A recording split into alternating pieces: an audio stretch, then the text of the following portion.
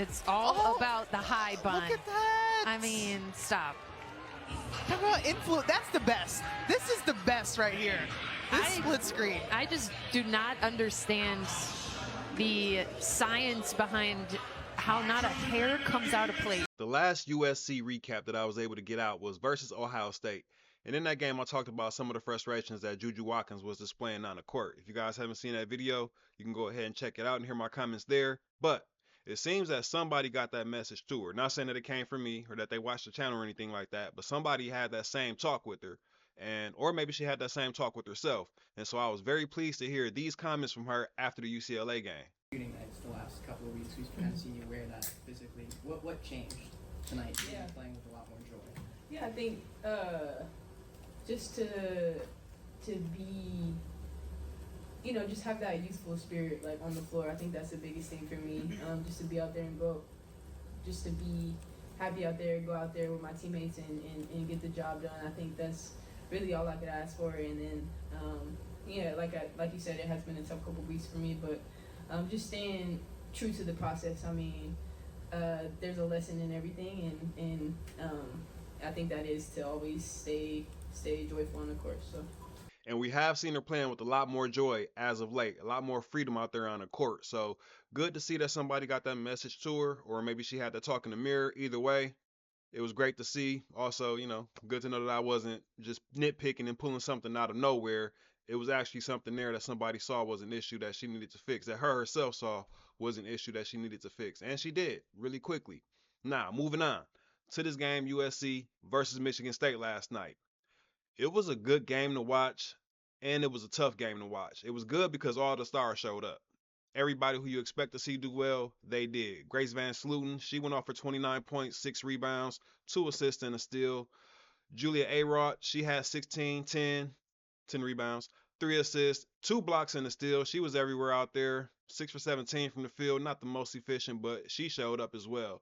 On the USC side, you had Kiki Iriafen, 24 and 10, 1 steal, but the most important thing was the 3 blocks. Now, she didn't have any blocks in the last game versus Washington, but before that, she was on a streak of at least 4 games where she got at least 1 block. And that's been one of the biggest knocks on her and her WNBA prospects is the fact that she doesn't give you much from the rim protection side. She's showing that not to be true, or she's getting better at that.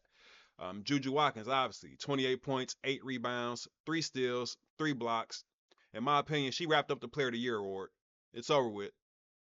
They have another big game versus UCLA, another game against a ranked Illinois team coming up. But in my opinion, she put a bow on that, right? Also, Kennedy Smith, she's been showing up lately. Had 13 points. Her defense is always going to be there. The 2 steals, the 1 block, the pressure all game. But she's really stepping up and showing that she is that third scorer who's going to get you double figures consistently now. 13 in this game. I don't think it'll be long before we're seeing her flirt with 20s on a consistent basis, right? Even every how, she's been their most consistent shooter. She showed up off the bench, 2 for 2 from the 3-point line. So you got to see everything performance-wise that you wanted to see coming into the game. But boy, was it ugly as far as all of the turnovers. Both teams had over 20 turnovers, a lot of free throws, a lot of bumps and bruises. We saw stingers, we saw twisted legs, we saw busted noses, bumped heads. We saw it all in this game. So luckily everybody escaped this game without any long-term injuries. I won't say unscathed, but no long-term injuries, right? So it got ugly in that way, but either way, it was an entertaining game late at night at that. So it was worth staying up for on my end here. I'm in Central Time.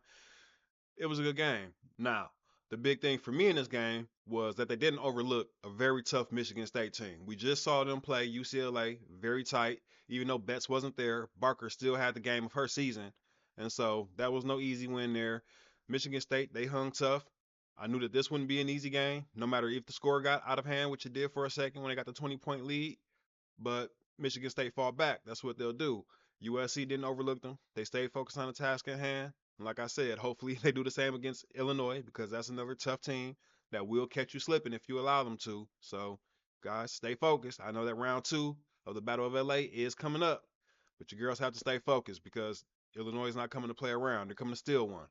Head into the Big Ten tournament, everybody wants to make a statement, and so I'm glad that they stayed locked in. Even though they did let the lead kind of, deflate a little bit in that fourth quarter, But as I said, there were so many bumps and bruises and tumbles and falls in this game that I was kind of glad to just see them let go of the pressure a little bit, do just enough to get out of there with the win. Once they had built that cushion up, they had a 20-point lead. So they had a cushion to play with. They kind of backed off the pressure just a little bit, and they made it out of there with the win. That was the most important thing for me.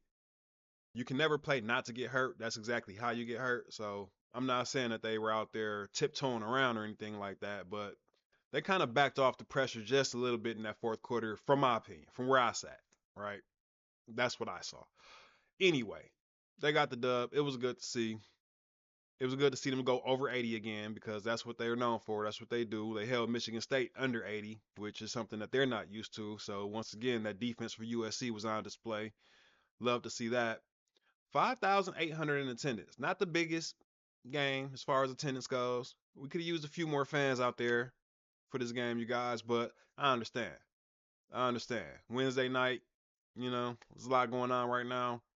I can see why the crowd wasn't in full effect, but for this last game of the season, this last home game, regular game of the season, you guys have to show up. If I was there, I'd be there. I'd show up at the Galen Center, you guys. I'm all the way in Milwaukee, so I can't. At least not right now. But I need the fans to show up. We need at least 8,000 in the building to close out the season. We need a sellout, really, to close out the season. But 8,000 for me would be a nice number. Can we get that? Let me know, USC fans. Will you be in the building to see that game versus Illinois? And potentially the one versus Northwestern if they ever reschedule it. Now, as far as a game versus UCLA, the previous game, I was asked, where's the recap? Don't worry. I'll add that recap as part of the preview before they play UCLA again. Right after that Illinois game, I'll get that one out after I do the versus Illinois recap. So that's on the way. It's already in the works. I've already chopped down some film, even though I told you guys previously I wasn't doing any more film to help the other teams scout ours. But this is more of a celebratory film. It's not really scouting. So we'll get that out there for you guys after the Illinois game. Tonight, I'm going to be watching Illinois versus UCLA. Got to get my scout in, which is a big thing I love about the Big Ten schedule when they have to come out to LA and play both teams consecutively. It's a good way to measure where USC and UCLA are at. It's also a good way to measure where the teams that are coming to LA are at. So I'll be watching that tonight, my full attention. Hopefully Lauren Betts is out there so we can get a real good gauge of where everybody is at.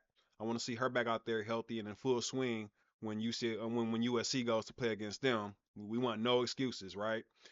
We'll probably face them again in the Big Ten tournament, maybe again in the real tournament. Who knows? But these games matter. These regular season games matter, right? They're playing for a lot of pride. They're playing for LA. It's a lot of fun just to watch. So it's kind of like pre-tournament games, in my opinion. All the in-state rivalries are really good to watch. Honestly, I really like that Michigan versus Michigan State game. I like the NC State versus North Carolina game. So I really like those in-state rivalries, but this is the biggest one in my opinion. The biggest one in all of college basketball is UCLA versus USC. You guys can let me know in the chat if I'm wrong. Maybe I'm overlooking one. I don't think I am. I think that's the biggest, bigger than Iowa versus Iowa State, bigger than all of them. USC versus UCLA is a very big rivalry. So we'll be looking. I know everybody's looking forward to that game. Like I said, I'm just glad that everybody kind of got out of there unscathed. I'm glad that everybody's kind of settled into their roles. We know what to expect now on a nightly basis. We're going to see Kaylee Heckle first off the bench. We're going to see Avery Howe very soon thereafter, right? We're going to see a little bit of Malia. We're going to see a little bit of Clarice when needed. They're both going to show up as needed. I don't think we're ever going to see the rest of the freshmen this season. That's fine. It's too late in the season to try to implement them now, but hopefully next season we'll see them out there. Oh, yeah, one last thing. As you see, I have USC right here, Iowa right here, right? So when USC took that loss to Iowa, I wasn't quite as devastated as everybody else. I expected it to be a really tough game with the stakes at hand, Caitlin Clark's retirement jersey and all that. But Iowa, look, I know you're trying to improve your seeding going into the big tournament, the March Madness thing, right? I need you guys to bring that same energy versus UCLA when they get there. I know it's not Caitlin Clark's retirement jersey night. I need you to act like it is. If Caitlin Clark has to show up and give you guys another pregame speech, so be it. Caitlin Clark, hit them up. Make it happen. But don't go easy on UCLA and play them a different way than what you played USC. Bring that same smoke, that same energy, all right? Deal? Deal. All right. Either way, thanks for watching this video, and I'll catch you guys on the next one. Don't forget to hit that like button for me and subscribe if you want to. See you guys on the next one.